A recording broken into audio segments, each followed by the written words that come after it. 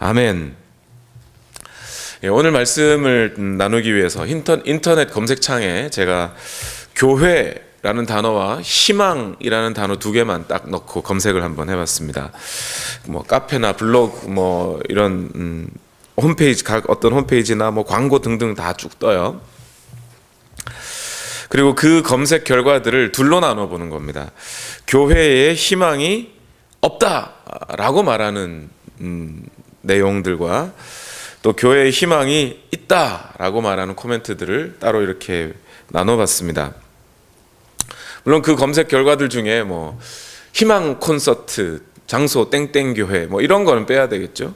그런 거 빼고 나눠봤습니다. 참고로 말씀드리면요, 제가 그렇게 검색하는 중에 의외로 의외의 결과물을 하나 찾아봤는데, 이 교회와 희망이라는 단어를 검색했을 때, 같이 검색했을 때 상위에 랭크되는 한 10개 중에 한 5개에서 6개, 상당히 많은 거죠. 10개 중에 5개, 6개는 이런 내용이 있습니다. 어머니 하나님을 섬기는 하나님의 교회, 기독교의 새로운 희망, 이렇게 쓰여 있어요. 이거 뭔지 아십니까, 여러분? 2단이에요. 안상홍 증인회라고 홍보 카피입니다. 여러분, 이 교회의 희망이라고 막 이러면서 그거 찾아가면 안 돼요, 여러분. 큰일 납니다. 아무튼 이런 것들 다 제외하고 부정적인 코멘트와 긍정적인 코멘트로 나누었을 때 어떤 게 많았을까요? 뭐 제가 물어보나 마나, 그죠? 대부분 부정적인 코멘트가 많았어요. 무슨 이유로 한국 교회에는 희망이 없다, 이런 얘기가 대부분이에요. 심지어 긍정적인 카피조차도 이런 식으로 쓰여져 있습니다. 그래도 교회에 희망이 있을까? 이렇게 돼 있어요. 아니면 뭐 교회에 희망을 걸어보자, 뭐 이런 식이에요. 긍정적이지 않죠, 사실 그 말도. 그러니까 단어는 긍정적인 단어지만 내용상 긍정적인 내용은 아니에요. 마치 무슨 유행이라도 타듯이 오늘날 교회에 대해서 비판하고 희망이 없다고 하고 썩었다고 하고 죽어야 된다고 그러고 막 이런 말들을 막 쏟아내고 있습니다. 그러면요, 무슨 말인지 저도 이해하지 못하는 바는 아닙니다. 저 자신을 생각해도 그렇게 착한 사람이 아닌 것 같아요. 그런데 이런 생각을 한번 해보죠. 하나님은 교회에 희망을 두고 계실까? 교회는, 우리가 이런 말을, 교회가 누굽니까? 저와 여러분 아닌가요? 그죠? 교회에 희망이 없다라는 이 말을 들으면 교회인 우리는 마음이 아픕니다. 그런데 하나님 역시 교회에 희망이 없다고 말하고 계실까요?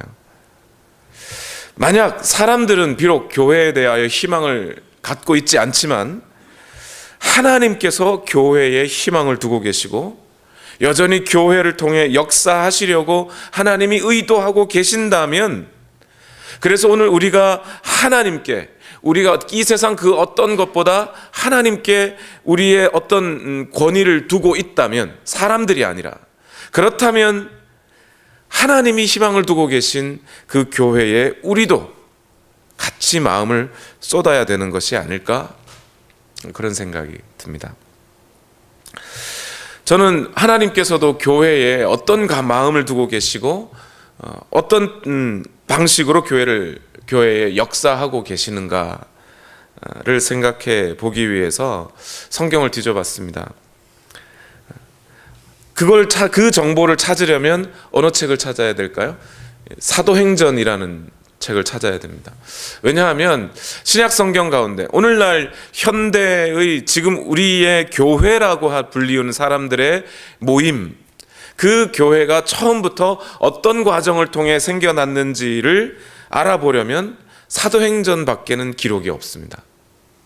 사복음서에도, 물론 사복음서는 예수 그리스도의 공생의 사역을 중심으로 시작하고 있고요. 또 로마서 이후에 있는 그 수많은 편지들은 대부분 목회자가 교회를 향하여 쓴 편지라 그 교회가 갖고 있는 어떤 문제나 어떤 현재의 이슈에 대해서는 뭐 알 수는 있지만 전반적인 교회의 역사적인 의미는 아닌 거죠. 그래서 사도행전이라고 하는 이 책은 유일하게 예수님이 죽으시고 부활하시고 승천하신 이후에 그 나머지 사람들이라고 하는 그 교회가 어떻게 시작되어 가고 있는지를 오늘 우리에게 전달해주는 이 세상에 남은 유일한 책이에요. 그래서 그 사도행전을 뒤져봐야 하는 거죠. 그리고 그 사도행전 중에서도 사도행전 2장, 오늘 특별 새벽 기도회를 통해서 계속 말씀을 나누고 있는 이 사도행전 2장의 사건이 오늘날 우리가 교회라고 부르는 사람들이 생겨난 바로 그 시점에 있었던 일입니다. 사도행전 2장 1절과 2절인데요. 다 같이 한번 읽어보겠습니다. 시작. 오순절이 되어서 그들은 모두 한 곳에 모여 있었다. 그때 갑자기 하늘에서 세찬 바람이 부는 듯한 소리가 나더니 그들이 앉아있는 온 집안을 가득 채웠다. 여러분 이게 무슨 구절인지 아시죠? 오순절 날이라고 하는 그날에 성령이 강력하게 그 마가의 다락방에 모여있는 사람들에게 성령께서 임재하시는 모습이에요. 어제의 말씀 끝부분에 말씀을 나눴던 내용을 오늘 이 시간 잠시만 여러분 한번 기억 한번 해보시죠. 이 사건이 얼마나 하나님의 구원의 계획 가운데 얼마나 위대한 사건인지. 창세기에서 하나님께서 인간을 창조하시고 흙으로 사람을 빚으시죠. 그리고 어떻게 하셔요? 하나님이 그 코에 생기를 불어넣으시니 하나님의 호흡이 들어가니, 그죠? 그 하나님의 호흡, 헬라어로 푸뉴마라는 단어인데 이것이 지금은 성령이라는 단어로 바뀌어 있어요. 원래 히브리의 말 속에는 숨 이런 뜻입니다. 하나님의 숨결이, 하나님의 영이 불어넣어지니. 그래서 사람이란 존재는 처음에 창세기 때부터 어떤 존재로 성경은 이해하고 있냐면 하나님의 영이 불어넣어진 존재, 하나님의 영이 임하고 있는 그 그릇과 같은 존재가 사람이에요. 그런데 어느 순간부터 사람에게서 이 하나님의 영이 떠나기 시작하죠. 그때가 언제예요? 창세기 6장으로 가면 하나님께서 사람의 마음의 생각과 그 계획이 항상 악할 뿐임을 보고 더 이상 사람을 지은 것을 하나님께서 한탄하셨다. 그러면서 하나님의 영이 더 이상 사람들 가운데 임하지 않으셨다라는 구절이 나옵니다. 그때부터 사람은 무엇으로 존재하게 되었다고 하냐면 그냥 육체로 존재하게 되었다 그래요. 마치 다른 동물들과 같은 하나님의 원래 인간의 계획을 향한, 인간을 향한 하나님의 계획과는 관계없이 그런 존재처럼 살아가게 되었다, 이런 거죠. 그러다가 하나님께서 긍휼에 풍성하신 하나님이, 오래 참으시고 은혜에 풍성하신 하나님이 그 사정을 그대로 두지 아니하시고 하나님의 영을 다시 불어넣어 주시기로, 사람들에게 쏟아내려 주시기로 하나님께서 계획하십니다. 약속하십니다. 그것이 에스겔서와 요엘서에 기록되어 있었죠. 구약 성경에. 하나님의 영이 누구누구에게 이렇게 부어질 것이다. 하나님의 영이 부어지면 사람의 마음이, 그 강팍한 마음이 부드러운 마음이 될 것이다 하면서 이렇게 약속하셨어요. 그리고 그 선지자들로 약속하신 그 약속이 현실화되어 나타나기 시작한 것. 공적인 모든 다른 교회 밖에 있는 모든 사람들도 알 수 있도록 드러나기 시작한 일이 있었는데 그게 오늘 사도행전 2장에 있는 오순절 날에 주의 성령이 임하시는 사건이에요. 이 하나님의 구속의 역사 가운데 시작된 사건인 거죠. 그런 이 사건이, 이 사도행전 2장의 오순절 날에 성령이 임하시는 이 사건이 왜 하필 오순절일까요? 여러분 그런 생각 해보시지 않으셨어요? 왜 하필 오순절 날일까? 오순절 날이 이미 이름에, 이 오순절 날에 성령께서 임하시고 하나님의 사람들이 성령을 충만하여 복음을 증거하기 시작하였다라고 하는 이 사실은 매우 중요한, 오늘 교회의 존재 이유에 대한 매우 중요한 의미를 갖고 있습니다. 이스라엘이 전통적으로 지키는 절기 중에, 지금 절기는 보통 이스라엘이 전통적인 절기는 5가지인데요. 그 중에서 하나님께서 율법을 통해서 명령한 절기는 3가지가 있습니다. 첫 번째는 유월절, 그 다음에 두 번째는 오늘 맥추절이라고 하는 오순절, 그리고 초막절, 이렇게 해서 3가지가 있습니다. 그 중에서 유월절은 어떤 절기죠? 유월절은요, 이스라엘의 달력이 시작하는 달이에요. 우리 양력을 쓰고 있는 오늘날 우리에게는 3월 달에 해당하지만 이스라엘은 1월에 해당하는 달이에요. 그러니까 이스라엘의 모든 역사의 시작, 이런 의미가 있는 거죠. 유월절이요. 마치 설날처럼. 그런데 그 유월절이 어떤 절기냐면 이스라엘이 400년 동안, 그죠? 이집트에서 종살이 하다가 하나님께서 명령하셔서 너희 오늘 밤 양을 잡고 그 피를 문설주에 발라라. 그럼 죽음의 사자가 너희를 넘어갈 것이다. pass over 해서 유월, 뛰어넘는다는 말이죠. 그래서 유월절이라는 이름을 붙였어요. 그리고 그날 이후로 이 이스라엘 백성들이 이집트를 탈출하여 가나안으로의 행군을 시작한 날, 그래서 유월절이라는 말을 거기다 붙였습니다. 그리고 이 유월절로부터 오순절이 사실은 시작되는 겁니다. 유월절 날 절기로부터 7개의 주 안식일이 지나면, 그러니까 7은 49 해서 보통은 77절이라고도 합니다. 77은 49, 49일이 지난 절기를 오순절로 지켜요. 그런데 왜 77은 49니까 77절, 49일절 이렇게 해야죠. 근데 왜 오순절이에요? 7번째 해당하는 그 안식일은 너무 큰 날인 거죠. 7, 7, 7 합쳐가지고. 그래서 하루를 더 지킵니다. 어떤 분들은 그런 이야기보다는 유월절 전날, 유월절 전에 뭘 먹어요? 무교병을 먹어요. 그러니까 누룩을 넣지 않은 떡을 먹죠. 그날로부터 50일을 셌다, 뭐 이렇게 해가지고. 그래서 50일 후, 그러니까 유월절로부터 50일 후 해서 오순절이라고 우리는 이름을 붙입니다. 순자가 보통 여러분 초순, 중순, 하순 할 때 순이 열흘을 말하는 거잖아요. 그래서 5개의 열흘이 지난 오순절을 지키는 겁니다. 그러니까 오순절은 원래가 유월절로부터 기준이 시작되는 거예요. 오순절. 그러면 유월절은 어린 양을 잡아서 그 죽음의 사자가 넘어간 유월절이라는 의미가 있다면, 그럼 오순절은 단순히 날짜만 50일을 세가지고 오순절이냐? 실제로 그 오순절은 어떤 의미냐면요, 그때부터 이스라엘의 절기 가운데는 보리를 추수하는 날이었다고 합니다. 보리나 밀을 추수하는 때인데, 그때에 보통은 1년에 여러 곡식 농사들을 짓거나 과일의 나무 열매를 맺을 때 처음 열매를 걷기 시작하는 때가 50일째 되는 오순절이라고 그래요. 그래서 그 오순절을 다른 이름으로 맥추절이라고도 합니다. 보리 맥자를 써서요, 보리를 추수하는 절기, 이런 뜻이죠. 이상하지 않으세요?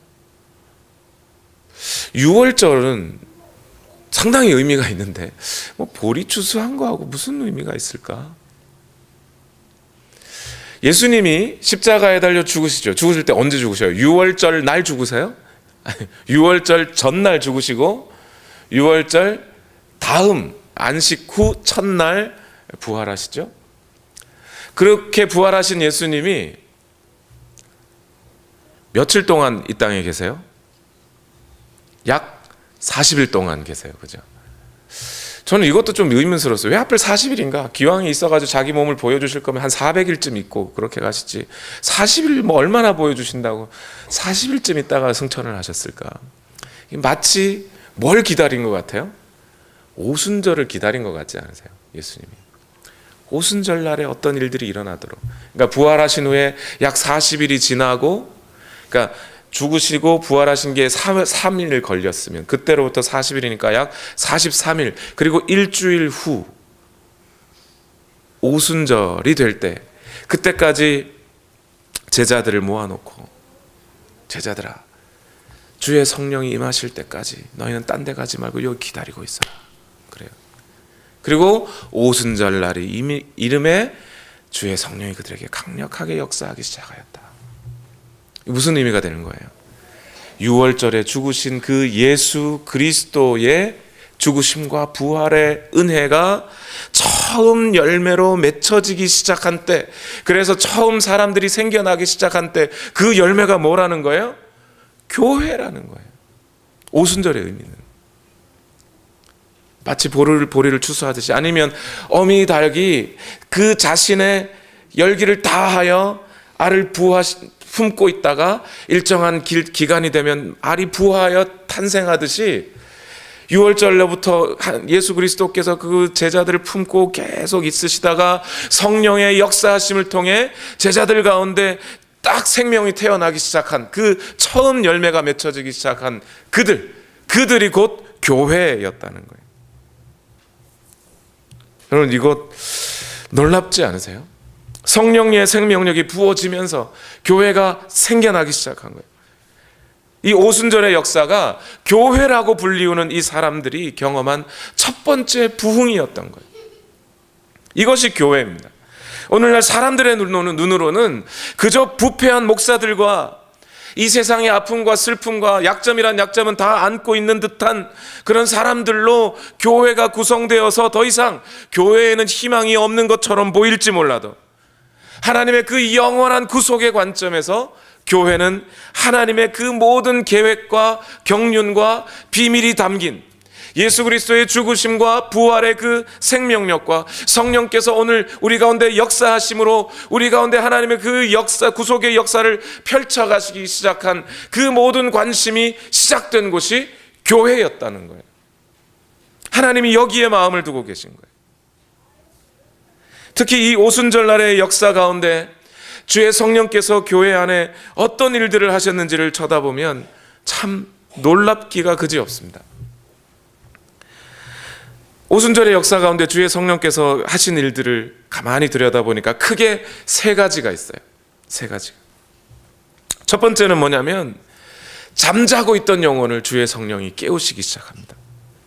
절망과 슬픔 가운데 있던 자들에게 소망과 기쁨을, 의심과 비관에 섞여 있던 영혼들에게 확신과 능력을 부어주는 시간이 이 오순절의 부흥의 역사였던 거예요.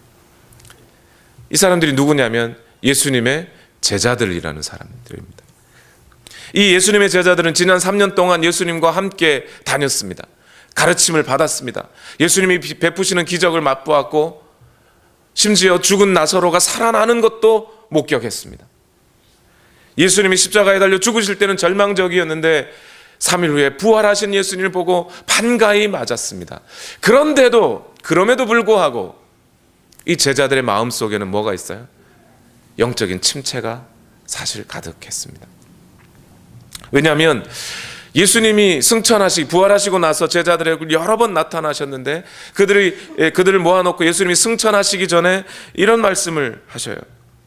마태복음 28장 16절과 17절에 보니까 11 제자가 갈릴리로 가서 예수께서 일러주신 산에 이르렀다. 그들은 예수를 뵙고 절을 하였다. 그러나 뭐 하는 사람도요? 의심하는 자도 있더라. 여러분, 이쯤 되면 코미디입니다. 예수님이 그렇게 많은 능력을 보여주시고 죽은 자도 살리시고, 아니 몸소 자신이 살아나시고 그 부활의 새 몸을 보여주셨는데 제자들은 뭐 했다고요? 의심하고 있더라. 아직도. 사도행전 1장 6절에 보면 이런 말씀도 있어요. 사도들이 한자리에 모였을 때, 이제 예수님이 승천하시기 위하여 모인 겁니다. 모였을 때 예수께 여쭈었다. 주님께서 이스라엘에게 나라를 되찾아 주실 때가 이때니까. 이게 뭔 말이에요? 이스라엘이 로마로부터 독립할 때가 지금입니까? 아직도 이러고 있어요. 아직도. 베드로는 어떤 사람이었어요? 제자들 중에 수제자라는 이름을 달고 다니는 사람이지만, 이 베드로가 어떤 사람이요? 예수님이 부활하시고 나서도, 부활하신 예수님을 만나고 나서도 나 다시 돌아갈래 이러면서 갈릴리로 갔던 사람 아닙니까? 자기 혼자 가면 그만이지 동생들 다 데리고 쑥 가가지고 예수님이 다시 거기 가서 베드로야 뭐 이러면서 데리고 오잖아요. 벌써 세 번째예요 그게. 그런데 이러한 베드로와 제자들에게 주의 성령이 부어지니 어떻게 돼요? 완전히 그 침체되었던 영혼이, 하나님의 나라와 구속의 역사에 대해서는 관심도 없던 영혼이 각성하여 깨어나기 시작하는 거예요. 사람들이, 제자들이 성령의 충만함으로 말하는 것을 보면서 사람들이 뭐라 그래요? 야, 저 사람들 술 취했다. 아침부터 쟤들 왜 저러냐? 그때 베드로가 첫 일성이 뭐예요? 술 취한 게 아니라 선지자 요엘을 통하여 말씀하신 말씀이 오늘 여기에서 이루어지고 있는 그것을 여러분이 보고 있는 것입니다. 이래요. 누가 가르쳐 줬어요? 베드로한테. 가르쳐 준 적이 없어요. 물론 예수님이 벌써 얘기했을지는 몰라도 이거 어떻게 알아요? 그냥 난 다시 고기 잡으러 갈래 했던 그 사람이 며칠 만에 그냥 완전히 바뀌어버리는 거죠. 영적인 각성이 일어난 거예요. 하나님의 구속의 계획이 머릿속에 보이기 시작하는 거예요. 지식이 열리기 시작하는 거예요. 어떻게 해요? 성령이 부어지니까. 예수님이 분명히 뭐라 그랬습니까? 다른 보혜사, 내가 가면 다른 보혜사를 너희에게 보내줄 터인데 그 성령이 너희에게 임하시면 내가 너희에게 말한 모든 것을 기억나게 하실 것이다. 그 말씀이 그대로 베드로 가운데 일어난 거잖아요. 그 제자들이, 하나님의 나라와 그 구속의 역사에는 관심 없던 그 제자들이, 그저 로마의 정치적인 독립, 로마로부터의 독립이나 생각하고 있던 그 제자들에게 하나님의 그 영원한 구속의 계획이 보이기 시작하는 거예요. 요엘서의 말씀이 이루어지고 있는 것이라고. 이게 그날 교회 가운데 있었던 역사들이에요. 두 번째, 성령께서 오순절 역사를 통해 교회 가운데 일으키고 있었던 그 일이 뭐냐면 죽은 영혼을 살리는 일을 하셨습니다. 오늘 본문을 보십시오. 사도행전 2장 41절 말씀 다 같이 읽어봅시다. 시작. 그의 말을 받아들인 사람들은 침례를 받았다. 이렇게 해서 그날에 신도의 수가 약 3,000명이나 늘어났다. 우리는 이 3,000명이라는 숫자에 놀라가지고 앞에 우리가 정말 집중해야 될 단어들을 못 보고 지나가 버려요. 뭐라고요? 그의 말을 받아들인 사람들. 이 사람이 누구예요? 베드로의 말을 들은 사람들이죠. 베드로가 뭐라고 말을 했는데요? 베드로가 뭐라고요? 여러분이 죄 있다고 해서 죽인 예수 그리스도, 예수, 그는 진짜 그리스도시요 살아계신 하나님의 아들입니다. 우리는 죄 있다고 그를 죽였지만 하나님께서 그를 다시 살리셔서 만유의 주가 되게 하셨습니다. 그분이 주님이십니다. 이게 이 베드로의 설교의 내용이었어요. 그의 말을 받아들였다는 말 뜻이 뭐예요? 예수가 주인이심을 받아들였다는 거죠. 성령은 어떤 분이라고요? 고린도전서에 보니까 성령이 아니고서는 예수를 주라 시인할 수 없더라. 그날 이 3,000여 명의 사람들이 어떠했다는 거예요? 예수를 주라고 시인하고 받아들이기 시작했다. 그래서 그들을 뭐라고 불러요? 그날의 신도의 수가, 제자의 수가, 예수를 믿고 나온 자들의 수가, 거듭난 자들의 수가 3,000이 되었더라. 여러분, 요한복음 3장에 니고데모에게 하신 예수님의 말씀이 생각나지 않습니까? 니고데모가 예수님께 찾아왔을 때 예수님 뭐라 그러죠? 누구든지 물과 성령, 저는 이 부분을 물, 즉 성령으로 번역하는 게 맞다고 생각하는데요. 아무튼 물과 성령으로 거듭나지 않으면 하나님 나라에 들어갈 수 없다. 성령으로 거듭나야 한다. 성령이 어떤 분이라고요? 죽은 자를 살리고 계시다. 다시 태어나게 하시는 분이시다. 죽은 영혼을 살리는 분이시다. 성령이 하시는 역사라는 거예요. 오늘날 어떤 집회에 가보면 젊은이들을 불러 모아놓고 너 니네 은사 받고 싶지? 은사 받으려면 어떻게 해야 되느냐? 깨끗해야 돼. 깨끗하려면 어떻게 해야 되냐? 회개해야 돼. 지금부터 회개하고 깨끗하고 마음이 깨끗해져야 성령이 임하시고 성령이 임해야 방언을 받아. 이렇게 가르쳐 줍니다. 여러분, 이거 뭔가 순서가 바뀐 거예요. 우리가 우리의 죄를 고백하고 예수님을 주라고 시인하는 것은 그 전에 먼저 누가요? 성령께서 우리를 살리시는 역사가 있었다는 거예요. 그러고 나야 믿음을 고백하는 거예요. 여러분, 지금 제가 만약에 여러분 공동묘지 앞에 막 가가지고 공동묘지 앞에서 설교하면서 여러분, 여러분의 죄를 회개하십시오, 그럼 회개할 사람 있어요? 아무도 없어요. 일단은 살아나야 말을 듣죠. 다시 말해서 성령께서는 오늘 여전히 죄인인 사람들에게 오셔서 그들의 영혼을 살려내시고 그들의 귀를 열어 말씀을 듣게 하시고 입을 열어 예수 그리스도를 주라 시인하게 하시는 분이라는 거예요. 오늘 저와 여러분이 교회가 예수를 주는 그리스도시요 살아계신 하나님의 아들이라고 고백하는 것은 이미 성령께서 우리를 살려내셨기 때문에 가능한 고백이에요.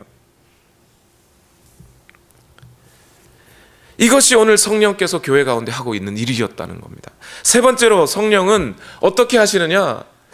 침체된 영혼을 깨워내시고 죽은 영혼을 살려내시고, 그리고 그렇게 살아난 사람들의 교회죠. 그들이 그 교회의 삶을 변화시켜 가기 시작하십니다. 오늘 본문 사도행전 2장 42절을 보세요. 그들은 사도들의 가르침에 몰두하며 서로 사귀는 일과 빵을 떼는 일과 기도에 힘썼다. 그렇게 살아난 사람들, 신도로 교회로 들어온 사람들의 삶을 네 가지로 말하죠. 네 가지. 뭐예요? 가르침에, 사도들의 가르침을 듣고 서로 사귀고 빵을 떼며 기도했다, 이렇게 말해요. 네 가지로. 근데 저는 이 구절에서 다시 한번 감탄을 금치 못합니다. 이 사람들이 뭐 했다고요? 첫 번째, 사도들의 말씀을 들었다 그랬어요. 근데 사도행전의 다른 구절에는 뭐라고 되어 있냐면 그들이 매일 그래요. 매일 하나님의 말씀을 들었다. 우리는 특별 새벽 기도회 5일 하는 것도 힘들어 죽겠는데, 목사님은 하필이면 이렇게 추운 날씨에 비 오는데 특세하자고 그러셔가지고, 그런 분 없으리라고 믿습니다. 오늘. 이 사람들은요, 어떻게 해요? 근데 매일 모여 사도들의 말씀을 듣고 있는 이 사람들이 예수님 믿은 지 몇 년 됐어요? 오늘부터 1일 한두 사람들이에요. 그 사람들이 사도의 말씀을 그렇게 듣고 있었대요. 매일매일. 놀랍지 않으세요? 저는 놀랍던데. 두 번째, 서로 사귀는 일을 했대요. 서로 사귀는 일을. 이것도 놀라운 일이에요. 여러분, 이 오순절날 베드로의 설교를 들었던 사람이 몇 개국으로부터 왔어요? 13개국. 말이 통해요, 안 통해요? 서로 안 통하는 사람들이에요. 같은 유대민족 사람들이라도 각 나라로부터 와가지고요, 말이 안 통하는 사람들이에요. 놀랬잖아요, 그 사람들이. 베드로, 저 사람이 분명히 지금 갈릴리 어부로서 유대 히브리어로 말을 하고 있는데 우리는 각자 나라의 말로 알아듣는구나, 이야 신기하다, 이랬단 말이에요. 그러니까 원래 말이 안 통하는 사람들이에요. 아니, 말 잘 통하는 우리도 서로 잘 안 사귀어요, 그렇죠? 매일 모여서 사귀지는 않잖아요. 우리 목장 모임 2주에 한 번씩 해요. 근데 이 사람들은 목장 모임을 어떻게 했어요? 매일 서로 사귀면서, 언어도 잘 안 통하는 사람들이 서로 사귀며. 세 번째 뭐예요? 빵을 떼며. 이 빵을 뗐다는 말은 성찬식을 가졌다는 말이에요. 떡을 떼었다. 예수 그리스도의 죽으심과 그 부활을 죽는 날까지 기념하라 하셨던 예수 그리스도의 그 명령처럼 그 말 명령에 순종하여 모일 때마다 떡을 떼고, 그 다음 뭐 했어요? 기도했다 그랬어요. 여러분, 이 기도가요, 초대교회 성도들의 기도는 보통 문제가 아니에요. 여러분, 우리는 보통 금요 예배 때 제가 기도하라고 그래도 금요 예배 끝나고 가실 때 30분 이상 기도하는 분들이 잘 안 보여요. 그런데 여러분, 초대교회 기도는 어느 정도였냐면 바울이 뭐라 그래요? 기도하기 위하여 잠시 부부가 각방을 쓰는 것은 허용한다, 뭐 이런 얘기를 하잖아요. 아니, 기도하는데 왜 각방을 써요? 30분, 1시간, 많아야 2시간 기도할 거면 무슨 각방을 쓰겠습니까? 기도하고 오면 되죠, 교회 가서. 근데 이게 뭐예요? 그들의 기도는 일주일씩 지속되는 그런 기도들이 있었단 말이에요. 일주일 또는 막 한 달씩 하나님 앞에 집중하여 기도하는 그런 기간들을 가졌어요. 그런 시간에 어떻게 해요? 남편도 아내가 그렇게 기도한다면 봐주고, 아내도 남편이 그렇게 기도한다면 그렇게 기도하게 해줘라 할 정도였다는 거예요. 어떤 사람들이요? 이제 예수님을 믿기 시작한 지 1일 된 사람들이 이런 삶을 시작해 갔다는 거예요. 이건 베드로가 시킨 게 아니에요. 이건 주의 성령이 그들의 삶을 강권하여 인도하기 시작하신 거죠. 이게 성령의 역사입니다. 이것이 오순절날 처음 이 땅에 교회가 생겨나면서부터 있었던, 하나님께서 그 모든 관심을 처음 익은 열매인 교회들을 향하여 쏟아붓기 시작하실 때 있었던 일들이에요.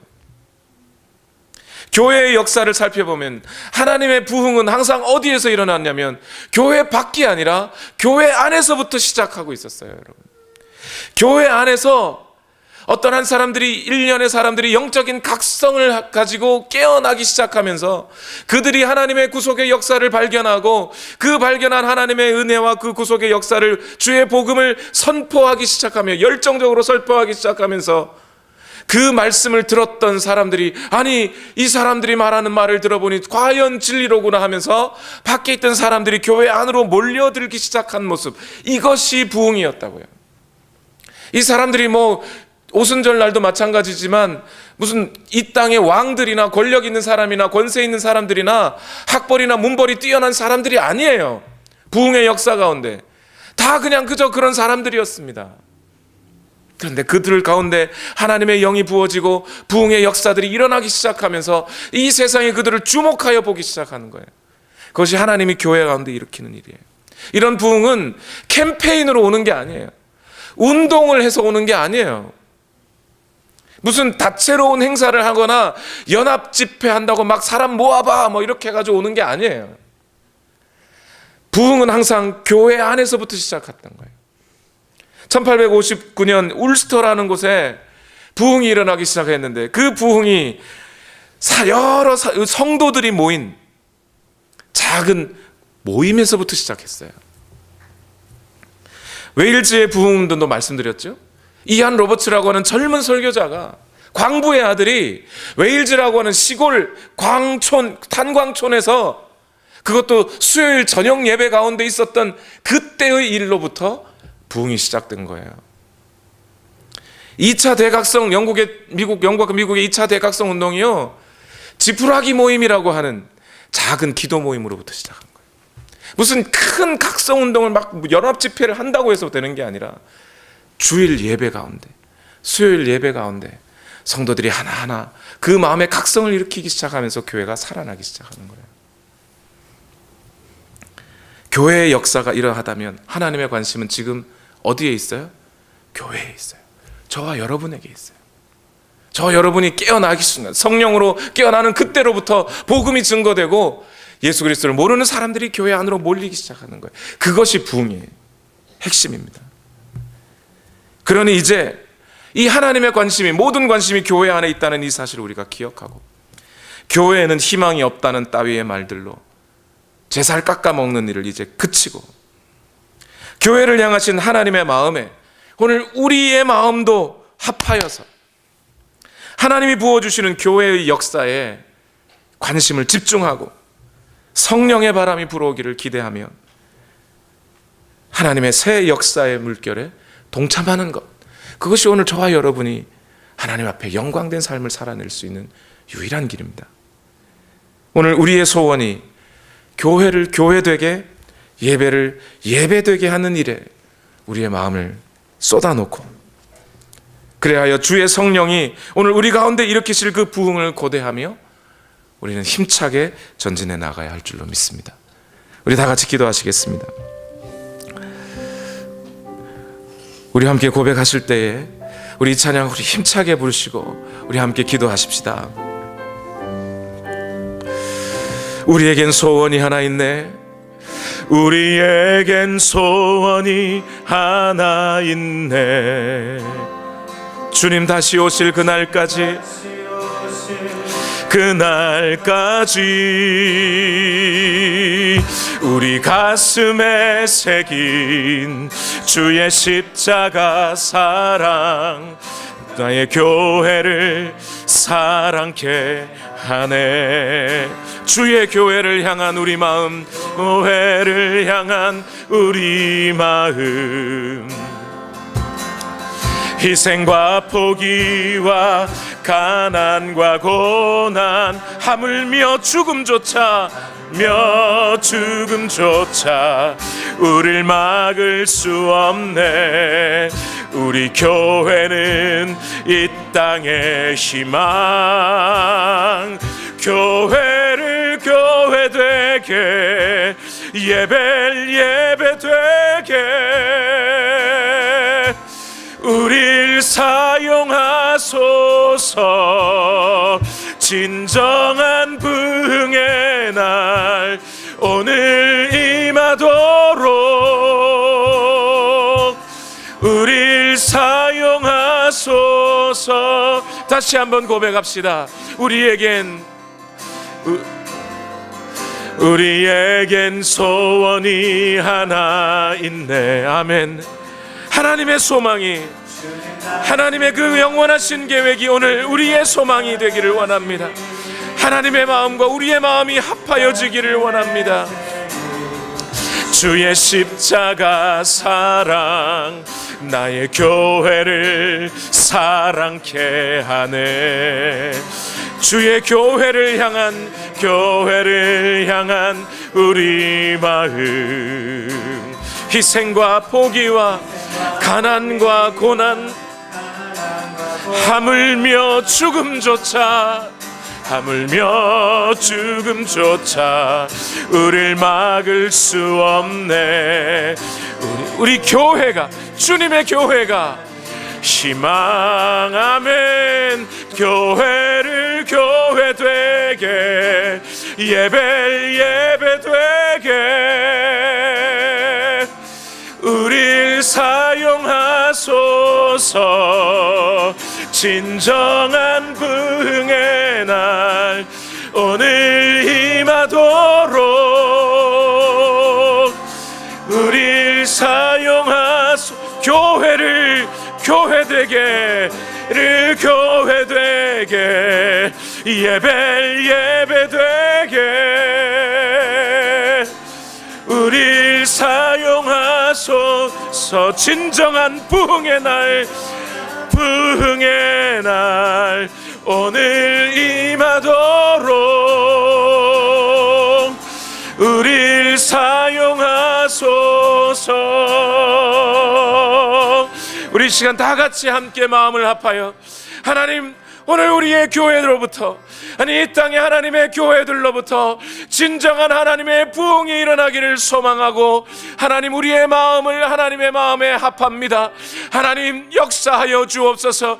교회만이 이 땅의 희망임을 알게 하여 주옵소서. 아니 하나님께서 교회의 희망을 두시고 하나님의 그 사랑을 쏟아부어 주시며 그 사명을 감당하도록 오늘 우리를 능력 있게 하시는 그 하나님을 소망하오니 주여 오늘도 역사하여 주옵소서. 우리 시간 다 같이 주여 한번 외치시고 합심하여 통성으로 기도하겠습니다. 주여, 하나님 오늘도 역사하여 주시옵소서. 우리의 마음